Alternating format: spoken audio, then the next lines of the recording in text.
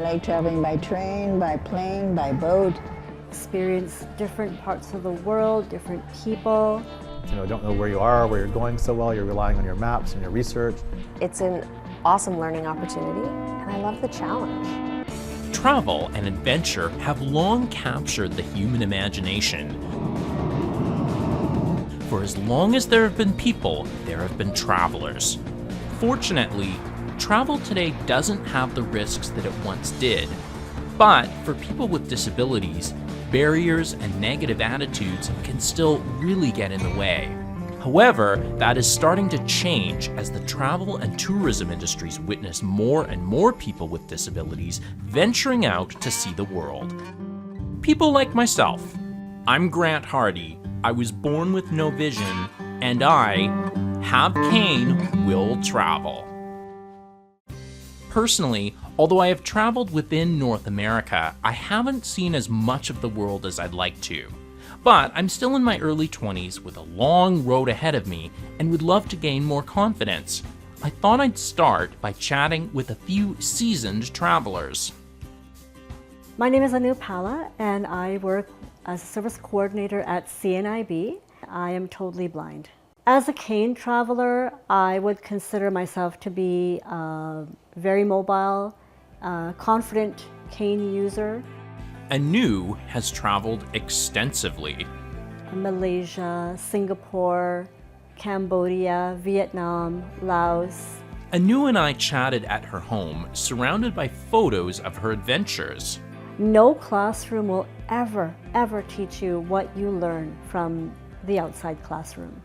So just having the ability to talk to the locals and learn about the way they live life, it really gives you a different perspective. Capturing and sharing her perspectives with readers is travel photographer and writer Danielle Hayes, who uses a motorized wheelchair since her stroke in 2013. I always wanted to see the world, so I fashioned my career around seeing different parts of the world. I always liked to go to really remote places, and people were very surprised to see a woman traveling alone. Do you feel like you're a very different person now, or do you feel like you're the kind of the same person you were before? I am a different person in that I've slowed down a lot. I can no longer operate my, as I call my big guns, my larger cameras. So I have changed with the times, and I now do a lot of shooting with my iPhone. So I've had to make a lot of adjustments. What's traveling like now compared to what it was like before you had your stroke? It's a lot more difficult, a lot more challenging. I find I have to do a lot more research into the destination and also the means of traveling. Frequent traveler Gary Steeves agrees. Whether he travels for work as president of the Canadian Blind Hockey Association or for pleasure, research is his first step, particularly since he often travels with a guide dog. I think it's important when you're traveling to know what the rules and regulations are as far as depending on what you're doing and where you're going. I took my last guide dog, Bogart. We went to London for the Paralympics, and you can't just hop on a plane with a dog and fly to England. So I had to do a lot of research around what sort of paperwork did I need, what was the process. So you really need to know what you're doing, because if you screw this up, there's a chance your dog is going to end up in quarantine or something like that, so it could really go wrong. According to producer and wheelchair tennis player Kirsten Sharp, your travel plans can affect how much of a challenge you're in for. I think there's so many different ways about planning your trip that you can do. I mean, there's, for example, cruises. And a lot of things are done for you if you're not that adventurous type. But if you are the adventurous type, there's always someone that's willing to help. If someone says no, there's going to be that next person that will help you. Or perhaps you travel with someone that you're comfortable with, say lifting you up a curb or into a boat. I was in Australia and we did a 3-day catamaran tour, and we got to the boat and we had the best captain ever. He saw us and he's like, you know, you're losing that thing for 3 days. And I'm like, really? He's like, yeah, we're putting it underneath. and people just helped, and they were amazing, and they had fun with it, and it was not only a challenge to me, but they looked at it as a fun challenge to make sure that I had a good time. I travel because it's an awesome learning opportunity. You get to meet people from different cultures, you get to learn different languages, and you get to relax. You get a little bit of a break from Vancouver rain. Travel. Whether it's the possibilities of the open road or the beckoning waves of the sea, getting away can certainly be a break from the daily grind. But as wheelchair tennis player Kirsten Sharp found early on, there can be some real surprises, not all of them great. I was actually on a bus trip about 20 years ago now that was supposed to be going through Europe, and they knew that I was in a chair, they knew I was coming, and they kicked us off halfway through and just left us because they didn't want to deal with the chair. Halfway through? How did they halfway through, yeah. They tried from day one, but we fought, and they ended up leaving us in Rome, and it was about day 7 of a 15-day trip. Wow, that's crazy. What did you do? We had plans after the trip, so we stayed in Rome for a couple days, and then we went to Mykonos, Greece a little bit early. So when you encounter accessibility barriers, how does it make you feel? You know, it depends on the barrier. If it's something that someone could easily do something about, it feels pretty crappy. You know, it's something that someone could easily put a ramp on a set of stairs, or someone could at least offer to help you. When you're traveling through Mexico, it's actually kind of funny because they have no real laws. Like the States has ADA, so they have to adhere to certain things. Mexico ramps everything. So they could have this uber steep set of stairs, and they take about a foot of it and they pour cement on it. So you'd never be able to get it up yourself, but someone could push you up. And it's, for me, the thought that counts. The lack of accessible standards around the world adds a level of unpredictability that photographer and power chair user Danielle Hayes finds frustrating. Sometimes the definition of accessible changes from person to person or from property to property. So what I would say is accessible is not what they would say is accessible. So for instance, when I just recently came back from Hawaii, they said we have wheelchair accessible taxis. And they said, yes, if your wheelchair collapses, and we can just throw it in the back seat and we'll help you into the taxi. And I said, well, there is no ramp or there's no lift. They said, no. So I said, that does not meet my definition of accessibility. Taxi services are staples in travel and tourism globally, but for guide dog user Gary Steeves, they are a particular source of frustration. I've actually had a couple of times where I was standing with somebody sighted and witnessed the taxi driver come up, see me and my dog, you know, make a funny face and drive away. And I phoned the company, and again, they had their driver was going to some other address, not to my address, don't know why your taxi didn't show up, blah, blah, blah. And so that's a real challenging problem because there's different times, you know, when I use a taxi, it's because I need to get somewhere, otherwise I take the bus, right? So I don't have time for things to go wrong like that, and I find I use a taxi company close to where I live, and I've found that since I've come back with a dog again, I find I'm waiting more often in the morning, longer than I used to. And if you're just flagging a taxi or trying to get a taxi, I mean, you never know if you're being rejected because of your dog. Like you know, it's challenging when you're blind. You can't see that you've been stood up, basically, right? So you never quite know what's going on. Of course, for most travelers, like white cane user Anu Pala, vacations begin with a taxi ride to the airport, which has its own set of challenges. I think for any average person, going through the security checks is a stressful experience. Having a disability makes it a little bit more challenging. This metal tube has taken me through the sky, and I barely felt it move, and all of a sudden I'm in a completely different country, a different part of the world. I'm awestruck when I land. Air travel, a marvel of human engineering which has, over the years, lost some of its magic.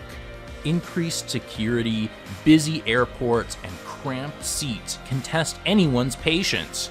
For travelers with disabilities, independent travel may seem intimidating, but as traveler Gary Steves points out, some preparation can be helpful. Often when I'm flying, I will talk to the airlines ahead of time and let them know I'm visually impaired. So, kind of once I show up to the airport, get to the desk for that airline, they'll set me up with somebody who'll kind of guide me through the whole process and get me to the airplane. If you have a go in there being calm and not worrying about things that much, I find it goes much easier. I've just seen my friends sometimes, like, you get to the desk and something goes slightly wrong and they're already starting to go ballistic and they haven't even got through security yet. It's like, it's going to be a long day for them, right? So you always want to just be patient and a smile gets you a long way. My guide dog kind of sort of bumped me into somebody, and it's like I used that as an opportunity to make a joke about my guide dog and then ask her if she knew where gate number 48 was or whatever. So it's good to know whatever, if it's a guide dog or whatever the rights or rules are that apply to you with your disability. According to wheelchair user Kirsten Sharp, information is key to reducing travelers' anxiety. Depending on the airline, they're either great or not. Sometimes they sub out the contract to other people to help you onto what is standardly called an aisle chair. Washrooms on planes are extremely difficult. If you had to do something and you couldn't get access to the washrooms, stewardesses or flight attendants is the proper word, have to give you privacy. They can ask if you're sitting beside a passenger, they can give you a blanket, they can do what they are trained in those. Some may not know that, but that is airline rules. I was very lucky to do with SEIBC, they take people on airport tours. So I learned a lot from WestJet and the border services. The Airport Experience Tour at Vancouver International is a partnership between Spinal Cord Injury BC, YVR, and WestJet. My role today with the YVR Experience Tour is just about as a tour guide. My name is Terry Thorson. I'm a program coordinator with Spinal Cord Injury BC. I also had a spinal cord injury myself about 23 years ago, and so I'm a C6 quadriplegic. Well, I think what we've tried to do is just take the pressure and the stress off of flying. And so many people with spinal cord injury, have no idea what it's going to feel like or experience when they travel again, and it can be a very scary thing. So this is just an opportunity to be able to sort of create a low pressure, stress-free environment for them to sort of see or even try it out themselves. My name is Kim Halowski.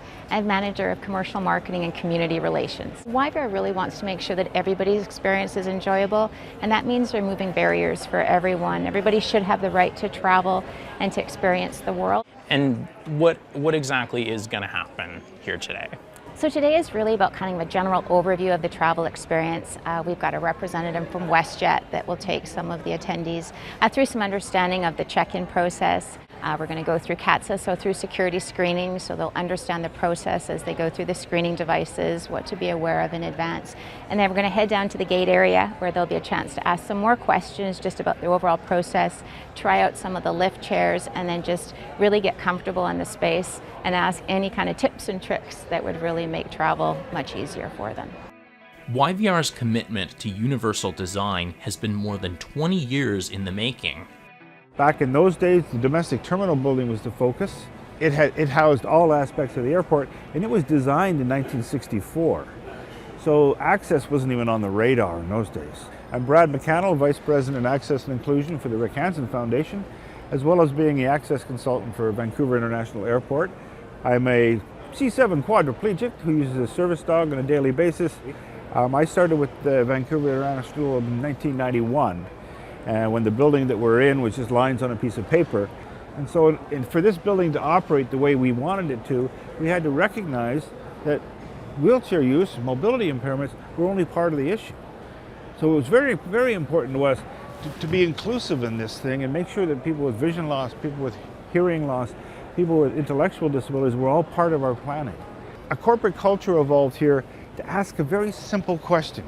Before you do anything, how will this affect people with disabilities? The biggest single problem we've got is people moving. The distances to be traveled are just enormous. Older adults and seniors make up a huge part of the community of people with disabilities, and they don't report. Like when I'm traveling, I go to the airline and say, okay, I'm a wheelchair user, I'm going to need assistance at the gate, I'm going to need this, I'm going to need that. Well, older adults and seniors, they don't do that. They're just here. So we had to develop a building that was intuitive. Simple things like wayfinding. The signage itself is highly visible, all backlit, and so it's easy to read, there's no glare. It's located everywhere, there's directional signage everywhere you look. And so by simple things like wayfinding, in this building, if you're standing on tile or terrazzo, you're connected to an exit. If you're standing on carpet, you're connected to a gate.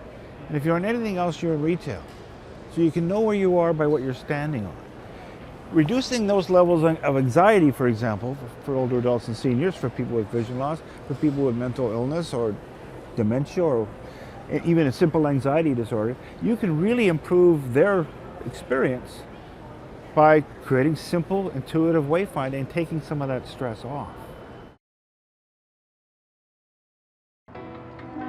Travel is an adventure, a journey that often leads through large, open spaces like airports, stations, museums, and hotels. Navigating these spaces can be difficult for anyone, but for travelers with vision loss, they provide a distinct challenge. Massive walkways filled with crowds make following walls useless, and the messy acoustics render echolocation ineffective.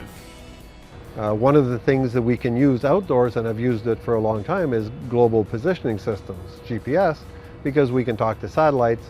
As soon as we get indoors, the satellites won't talk to us. I am Albert Ruel. I am an employee with the Canadian Council of the Blind as the Get Together with Technology Coordinator for Western Canada. The Canadian Council for the Blind is a partner in Gateway Navigation, a Bluetooth beacon navigation solution that works in tandem with a smartphone app. Albert is on Gateway's board. So these beacons can be placed at those decision points, those important places that we need to access, so that then our app can guide us, well, not guide us, but they can alert us to where they are in relation to where we are. Gateway's founder, David Brunn, set up a demonstration at a nearby hotel. Our goal was to use the beacons to get ourselves to the second floor conference rooms. So we're going to switch on the app in just a moment, and it should identify basically our location here, and then we're going to move into where the conference center is in front of us. Let's do this. Okay. Searching for an accessibility spot. Hilton front door. You have arrived at the front door to the Hilton Hotel. The reception desk is approximately 9 meters to the northeast or to the right if you are facing inwards. On this level is an elevator to the upper floors, an escalator to the conference level and restaurant. We followed the escalator beacon and made our way up to our destination. I'm Jim Taggart, and I am a director of Gateway Navigation. It's now acknowledged that everybody should really be able to go pretty much everywhere without impediment in our built environment.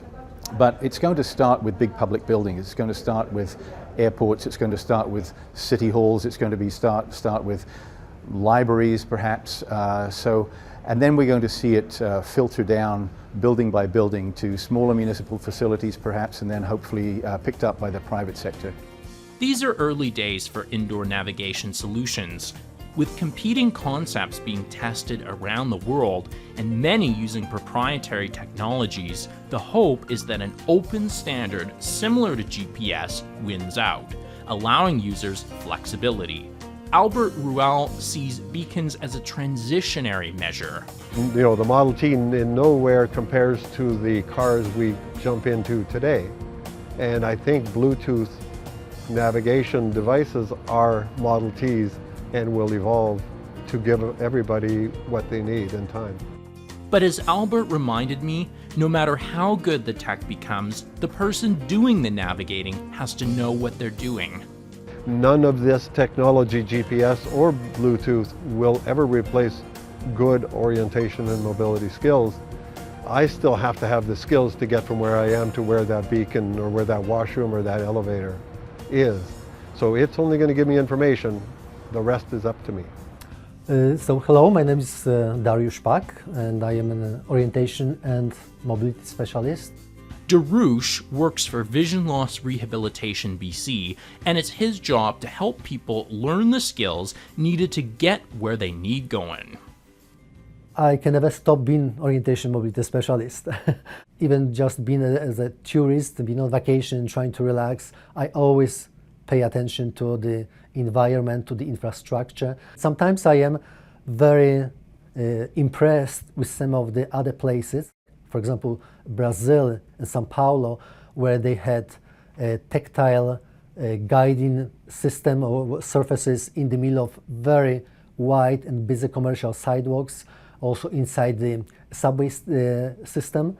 So sometimes I'm really nicely surprised, and sometimes I'm kind of, in a way, disappointed, trying to think how could I possibly work in this kind of environment and teach somebody with vision loss to travel with cane or a guide dog. Yeah. So the world is very diverse. Of course, you can take training, you can improve your skills, but having control over the environment is very difficult. Darush recommends that travelers with vision loss who feel they could use some tips before traveling book a session with a mobility specialist where they can go over specific skills and make sure that their cane and tip is best suited to their needs. Perhaps a tip that you normally use on your mobility cane here in Vancouver may not really work somewhere in Peru and Machu Picchu.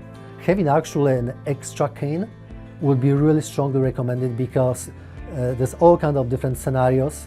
When you travel, you might lose a cane somewhere, and then suddenly you might be completely stuck. Traveler Gary Steves is comfortable using a white cane or guide dog and says there are real differences. You're interacting with your environment in a different way, so your cane is hitting things, you're reacting to them, you step around them.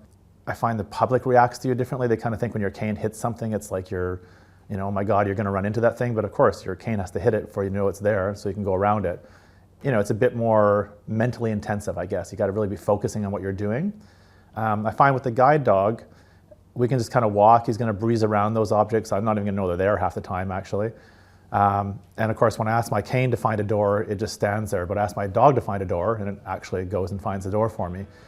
After the break, there's change in the air.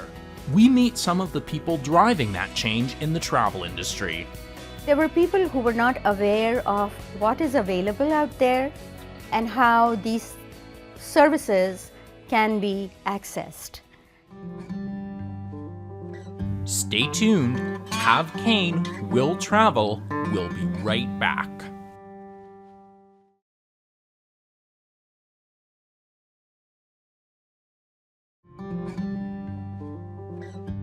I'm Grant Hardy, and you're watching Have Cane, Will Travel. There is just so much out there to do and to see and to experience and to learn. And travel enables you to do just all that. No matter where or why you travel, adapting is a must. Schedules and plans can change without notice. The travel industry has had to change too. An aging tourist demographic and regulation has forced companies to consider accessibility. Travel agent and power chair user Tabassum Chagani wants to share this changing world with her clients. There are places that are very accessible, and they are comparable to the ADA, which is the American Disability Standards. Then there are places that do not have any accessibility at all. And sometimes you just have to improvise, be creative, and make the most of the situation that you are in and try to have a good time and have fun. One industry that's changing fast is cruise lines. Cruises are becoming very, very popular among the older population, and also among people who need special arrangements or special requirements for travel. During the warmer months, Vancouver's Canada Place is a bustling port with massive cruise ships and crowds of tourists pouring into the city. And if any travelers have mobility needs, Wheelin Mobility's owner and wheelchair user Matt Prejean are there to help them. We have scooters, power chairs, wheelchairs. This is where we do all the repairs. This is where we store all of our equipment. Though we chatted at his warehouse and office, Matt does a lot of his work on the road with a 24-hour repair service for travelers using mobility devices. If someone travels into town and their equipment breaks down, we'll go in and rescue them, and hopefully we can do the repairs. Another way that we do it is through our own rental programs. We'll rent equipment. Our third way is through the cruise line, and we deliver equipment on board of the ships so they can use that equipment for the entire week of their cruise. According to wheelchair tennis player Kirsten Sharp, it pays to be prepared for breakdowns when away from home. So normally when you arrive in a different place, think about where you're going. Are you going to a third world country? Are you going to the States where you're going to be able to find a bike shop open on a Sunday? Are you going to Europe where you're not going to be able to navigate where you're going very well? Have those things with you. Keep some Allen wrenches with you, keep an inner tube with you. Bike shop in a pinch, if you need it and can find it, are the best way to go. When you travel, everywhere in the world that you're going, you're going to encounter something different. And if it's something that is uncomfortable for you, or if it's someone that's uncomfortable with you, try to take it as a learning experience and a teaching opportunity to, let them know how it's done here, or maybe help a different country adapt different rules. Of course, there's still lots of work to be done at home, which is why travel photographer and power chair user Danielle Hayes is launching a new website called Accessible Vancouver. So they will be able to see what is accessible here in Vancouver in terms of hotels, restaurants, theaters, parks. So this will all be available for people who come on our website. Overall, Danielle finds Vancouver heading in the right direction and showed me an example that was appropriate for this beautiful sunny day. We headed down to Granville Island's fully accessible ferry dock to hop on an Aquabus accessible ferry. Yeah, we're getting on Just a small ramp. Small ramp. Actually, there's the seat right here to your right. My name is Andrew Hawk. I am a driver with Aquabus Ferries. We take people from point A to point B, and a lot of those people are commuters going from the south side of False Creek to their jobs in downtown. Accessibility is important for Aquabus. It does open up the doors for a lot more customers for us, as well as not putting up any barriers for anybody that does need to bring on either a stroller, a bike, or a walker or a wheelchair. Vancouver's busy and beautiful False Creek is surrounded by the downtown skyline, parks, and public art. Aquabus's small pontoon ferries are a great alternative to buses and taxis for locals and tourists. A number of times when I've actually employed the ramp system on our boats, people in walkers never knew it existed. They just thought it was a different colored part of our boat. Travel can take us far and wide, but no matter where we end up, it's important to have a place to call home. Whether a friend's place or a hotel, there's lots to consider when deciding where to spend the night, especially for people with accessibility needs. Wheelchair tennis player Kirsten Sharp says that flexibility is important. Everyone with a disability has different needs, and I think that hotels are getting better at offering different room types. For me, the bathroom is the most important thing. I get in there and I'm either super excited and I bring in my friends to have a little party to celebrate, or I have to go back downstairs and ask to view another room. Kirsten is especially annoyed by one particular feature of hotel rooms, which in one case led to an unhelpful suggestion. Hotels have decided that they're going to make beds higher because it's more appealing to others to see a high bed. But if you use a chair, getting on that bed is almost impossible. So they will take the box spring out for you. This particular hotel said no. So I asked them, well, how do you think I'm going to get into bed tonight? And the manager said, well, we can offer you a step stool. Travel photographer and power chair user Danielle Hayes has had similar issues with mattress heights, but finds most hotels are willing to make adaptations to help clients as long as travelers clearly communicate their needs. The door I couldn't open with one hand because it was a very heavy door. So I had them fix the door.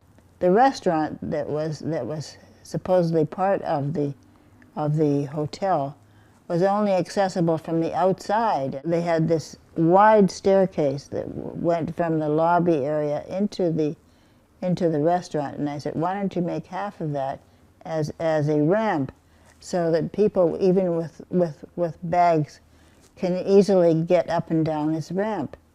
It would help everyone. Danielle is I call her a force of nature, always.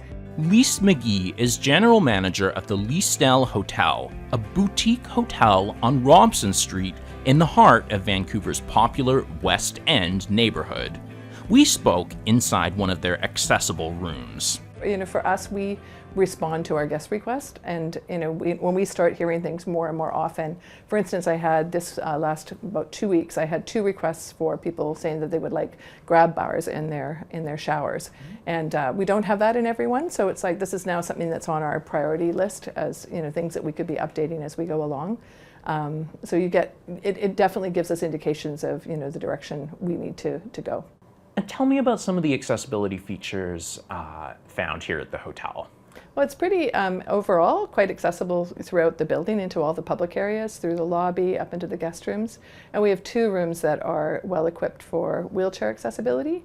We do have Braille on the guest room floors for all of the guest rooms and for the wayfaring signage onto the guest rooms. And we also are about a month away from introducing RFID technology for our keys, so we no longer have, we'll now have keys that are just tap, much simpler. Of course, there are many ways to spend the night, and for some, the romance of rails draws them to the train.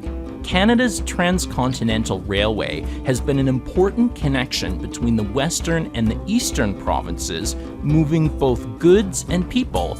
And since 1955, Via Rail's The Canadian has snaked its way along 4,466 kilometers of track from Toronto to Vancouver.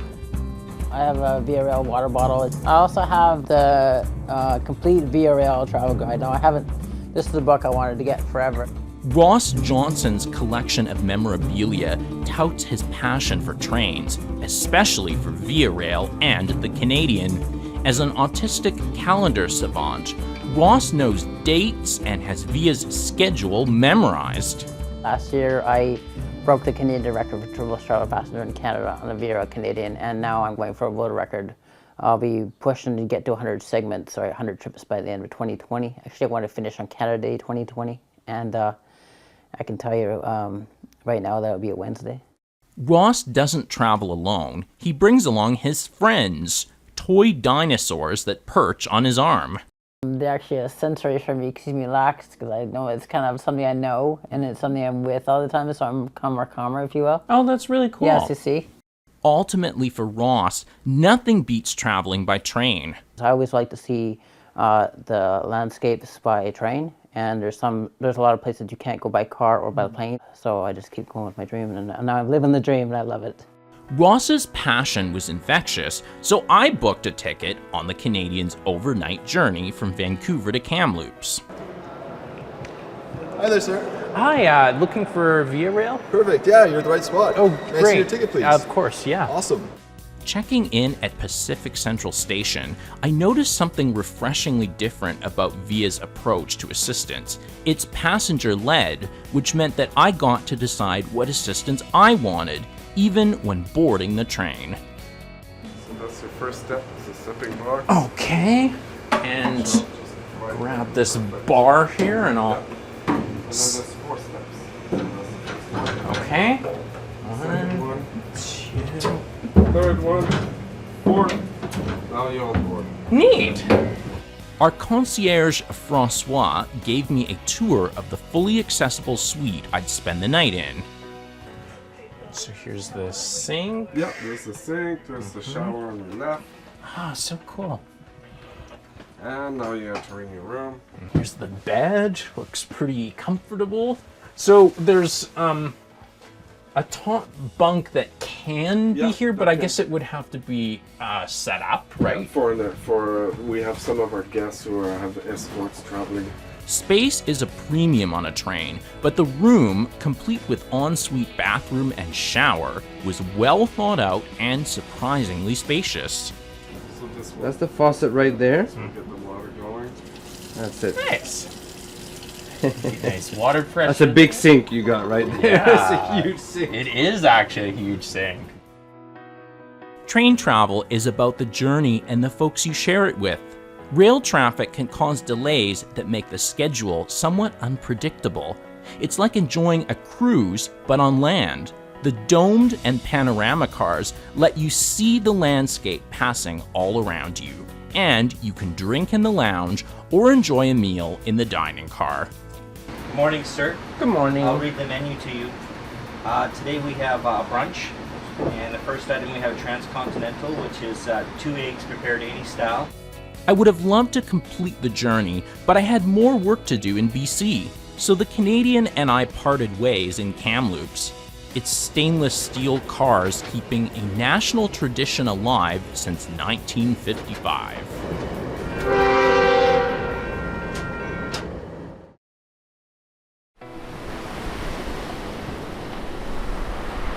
I just was mesmerized. I just loved watching wave after wave, the sun glinting off. It was so beautiful. The ocean and coast have long drawn visitors to BC, and ever since the mid-1800s, ferries have sailed through these coastal waters, shuttling travelers between the mainland and islands. Today, that service is provided by BC Ferries, the largest ferry service in North America and the second largest worldwide. That's a lot of passengers, people with diverse needs. BC Ferries has 23 routes, 47 different terminals. My name is Darren Gannett. I'm a public affairs manager here at BC Ferries. We have ferries from capacity as small as about 16 vehicles can go on board, all the way to about 400. So we have a complex network, multiple different sizes of ferries, multiple terminals, lots of locations. Darren and I spoke near the vehicle holding lanes at BC Ferries Swartz Bay Terminal. Every customer's got unique needs. You also got to keep in mind how many people you're moving and what are the capabilities and limitations of everybody who's going through the terminal. To better understand the varied needs of passengers, BC Ferries consult with an accessibility advisory committee. When ferries were built, a lot of our ferries might be 30, 40 years old, that there wasn't really a universal design concept, certainly, and they were built sort of a one-fits-nobody kind of design. Maybe we're given the benefit of the doubt, hey, are you aware of that? And we go from there. It's really extremely useful. According to Darren, the feedback has resulted in tangible design changes like raised walkways across vehicle lanes, avoiding and providing alternatives to stairs, and better signage. We boarded a sailing to get a closer look at a ferry, starting on the vehicle deck. One big issue for passengers using wheelchairs is ensuring that they can park in the larger, open spots near the ship's elevators. Darren explained how better processes and training can hopefully improve their experience. You arrive at the ticket booth, you identify, you have a wheelchair, you'd like to be close to an elevator, and they'll tell the agent in the terminal who stages you. And then there's another process we developed. You put on your hazard lights, so the people who are loading the vessel see cars with their hazards, and that tells them right away, I want to try to get this vehicle close to an elevator. Next, we ventured up to the appropriately named sun deck. You know, all the features that we built in every single ship that we design now, we improve on these kind of things. Doors, they close a lot slower because they're a hydraulic system, or they slide open and close. And this is a wide open space out here. We've got lots of room, easy to maneuver wheelchairs. Where there's seating, there's space between the seating. The ships don't roll very much. Yeah. Big stable ship like this, you know, that's also part of the design, you know. So even in the design of the hull, you're thinking about what's making it most comfortable and safest for passengers when they're on board. Yeah. The inside passenger decks on our ferry were quite accessible, and according to Darren, older vessels get accessibility upgrades as they are refurbished. From a vision loss perspective, ferries and terminals would benefit greatly through indoor navigation technology, allowing passengers like me to sail through the ship with more confidence as it cruises to our destination. The ocean surrounds Vancouver Island, but Tofino is the town most associated with the water and waves. Its forests and continuous beaches draw many visitors, but most come to surf on the ocean's mighty waves. For the past 20 years, the Pacific Surf Company has taught adventurers of all abilities how to ride the waves. Known for their adaptive lessons, I was eager to learn how to hang loose. Just open the zipper and step into that wetsuit, with the zipper going up the back. Instructor Adam Torrey and I changed into neoprene wetsuits and boots, which, although tricky to get into, cover the body from neck to toe in order to provide some insulation from the cold waters of the Pacific. There we go, and now we just got a straight sand path to the beach. Looking like large seals in our wetsuits, we carried my 9-foot surfboard down to windy Chesterman Beach. What I'll do is I'll kind of show you the crescent of our beach and some of the features that we have. Adam drew a layout of the beach in the sand, which I traced with my hands to give me a better idea of the landscape around us. And the beach is sort of that crescent-shaped beach, and we'll head out there and we'll get to that kind of zone, that waist-deep zone, and we'll start to feel a couple waves before we go for them, right? We'll let them pass through us. When the board has enough speed, it's planing with the wave, then it's stable enough for us to push up on and get into our surf stance on it. Adam showed me the board itself. Just feel the top of it. That's your surface, right? It's kind of a foamy, soft surface. Next, it was time to position myself lying flat on the board to transition to a crouch. I was Adam's first blind student, so this was also a learning experience for him too. It's a twist because where are your shoulders? Well, they want to be towards the nose of the board. Yes. But where are your hips? Well, they want to be facing towards, the side. Yeah. And so that's going to be the tricky part for you. If you can hold this 4-point position, from there you can start to build the ability to pop up. Imagine this, just lift your hands lightly off the board. Look, you're surfing. See that? Okay. And the lower you are, the more stable it's gonna feel. What do you think? I'm not sure, but we can give it a shot. Yeah, I think so. And let's go in, okay, and let's catch a few. Catching a few proved harder than it sounded. That was really good. Now we just missed that one, but we're in position for another one. Eventually, I found it surprisingly easy to tell when an appropriate wave was coming because it could be judged by the sound and the movement of the ocean. Paddle, look forward, eyes forward. There we go, yeah, cool. Excellent. But I didn't master standing on the surfboard and didn't get anywhere close.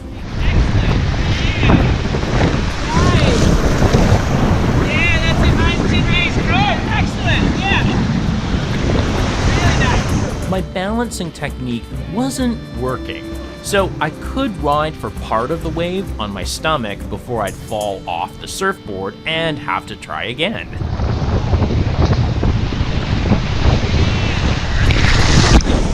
Learning to surf is hard work, and it takes a lot of control and balance to really master. I got a farewell bump in the head from the surfboard before ending the lesson. What did you think? How did I do? I thought you did really well. I thought you showed progression in each wave, and that's really what I was looking for. It felt good being back on terra firma, and after drying off, I was more than happy to head down the highway to the nearby Pacific Rim National Park Reserve. My name is Crystal Bolduck, and I'm the promotions officer here at Pacific Rim National Park Reserve. Why is this just such a tourist destination? I think because of the nature, for one thing, and also we have such a rich cultural history here. The National Park Reserve is situated in the traditional territory of over 9 Nuu-chah-nulth nations. The renovated and accessible Quisitus Visitor Center, where Crystal and I spoke, puts that history and culture on display through audio and visual exhibits.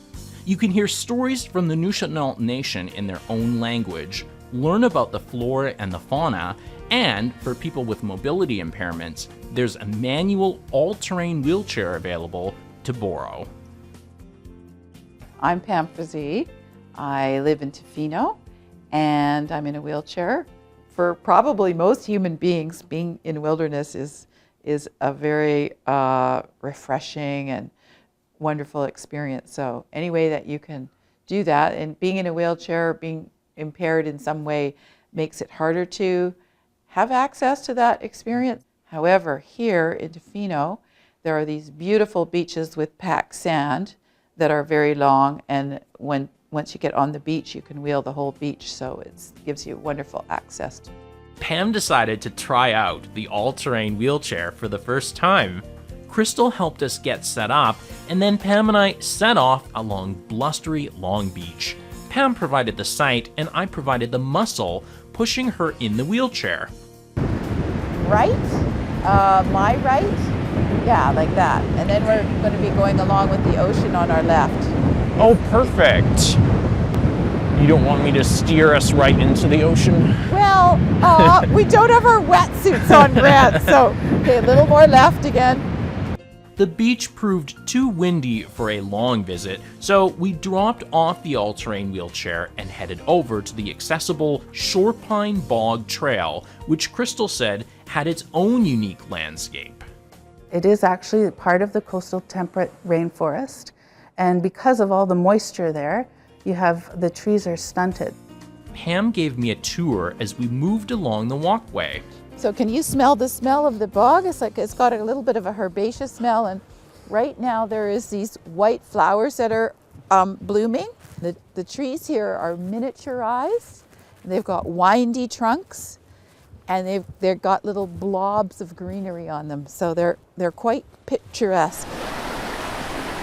According to Crystal, the Pacific Rim National Park Reserve is pushing accessibility even further, with universal design principles incorporated in upgrades and new projects.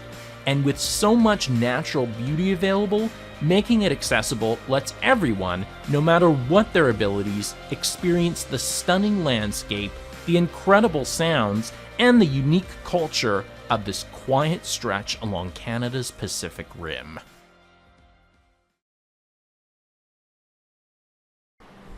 Adventure. It's one of the main reasons we travel. Whether looking to be pushed out of our comfort zone or just get away from our daily routines, travel ignites our sense of adventure no matter what our abilities. For wheelchair tennis player Kirsten Sharp, travel is best served with a dash of new and exciting. I like to try to see somewhere new every year and or do somewhere new. You ever having a down day and you're like, damn, I can't reach that glass. And to know that you can go ziplining, paragliding, parasailing, what an experience to make you feel capable. Feeling energized by Kirsten's words, I hit the Sea to Sky Highway from Vancouver to Whistler's Cougar Mountain, home to Superfly ziplines. Boasting Canada's longest ziplines, which soar over Whistler's backcountry forest, Superfly ziplines are perfect for the adventure seeker in all of us, and their inclusive philosophy leaves no one behind. So here at Superfly, we try to be accessible for anyone. Josh Fouliard is a guide at Superfly ziplines. Last year I had the opportunity, we had a tour come up from Spinal Injury BC. So everyone had limited mobility for the most part. They were in wheelchairs, and it was just awesome. We had them come out as one big group. Everyone really seemed to enjoy it. A lot of them were saying how they never thought they'd have an opportunity like this to get out on a zip line. Josh and I spoke at the Superfly Base Camp, which is where I received my orientation and gear. Superfly staff Tom and Neil were great about guiding me verbally as I put on my harness, which straps onto my body and will allow me to hang snugly off the line. Lift up those straps. The ones in your hands are your shoulder straps. Okay, so Okay. you can kind of wiggle those up, wiggle it over your legs and try and put them over the top of your shoulders. The harness's carabiners attach to the trolley, which rides atop of the zip line. I can go hands-free or use the available handlebars. Now, in order to zip down, I first needed to go up. After popping on a helmet, we strapped into an all-terrain vehicle with our guides and hit the bumpy logging road up the mountain.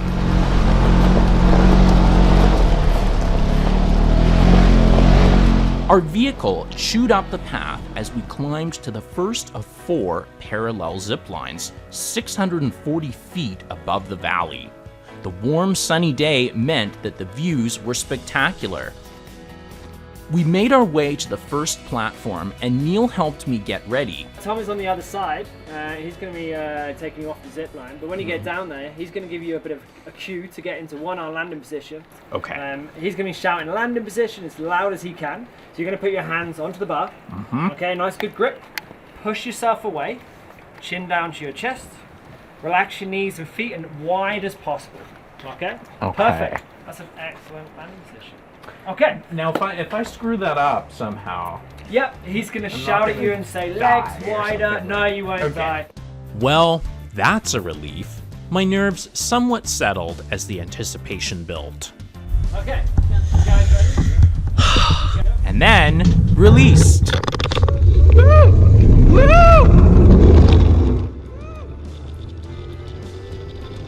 The feeling, it was great. As close to the sensation of flying as I'll probably ever achieve.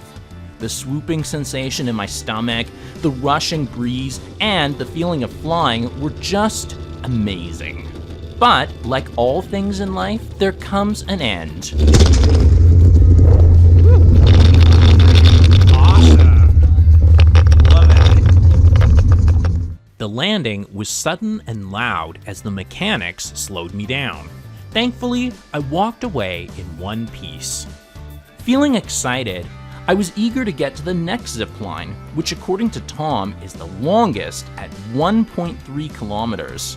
This time, my nerves were mostly steady. Well, mostly. Are you sure I'm in properly? Yeah, you're in properly. Okay. So 3, 2, 1. Woo!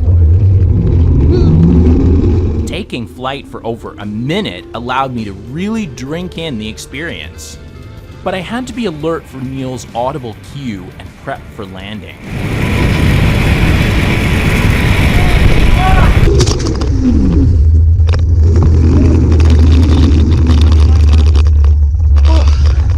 Man, I could really get the hang of this. Feeling like a pro, I was ready to take on the third zip line, which Neil called Godzilla. Yeah, welcome to Godzilla. Like I said, this one we like to call a bit of a beast because you accelerate really quickly.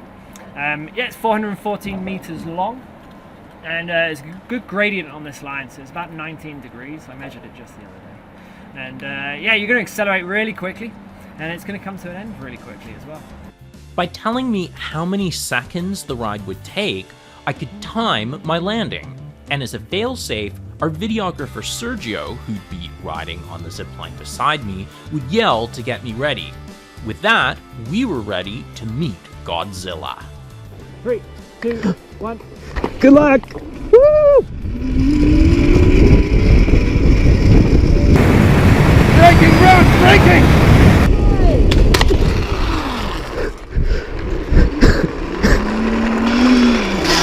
How's that? Good. I was having so much fun, I didn't want it to end. Regardless, I completed the final run. 3, 2, 1, go!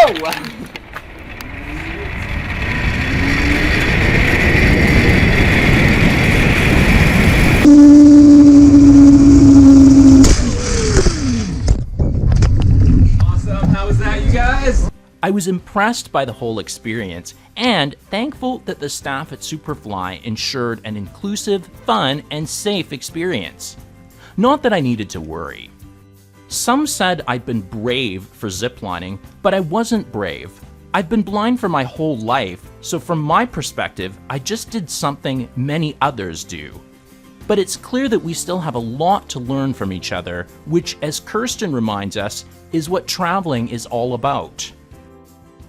I think the more that we can educate ourselves, especially as Canadians and Vancouverites, the more we can learn about other cultures, the more we benefit our own cities. So we're learning how they do things in Mexico, we're learning how they do things in France when we travel there, and we're also bringing that stuff back with us. Travel is about expanding horizons, ours as well as others. We live in a world that's amazed when people with disabilities do the most routine things. It's time that everyone learns what we're capable of. And the best way to do that is to go, get out there, participate, do things with others, and be open, because there's a big world out there to explore. So where to next? Host Grant Hardy, producer Amit Tandon, videographer editor Sergio VERA-BARAHONA, integrated described video specialist Emily Harding, audio post Mark Phoenix, post-production supervisor Janice Civitilli, graphics Mike Smith, senior producer Jennifer Johnson, director production Kara Nye, director programming AMI TV Brian Perdue, vice president programming and production John Melville, president and CEO David Arrington. Copyright 2018 Accessible Media Incorporated.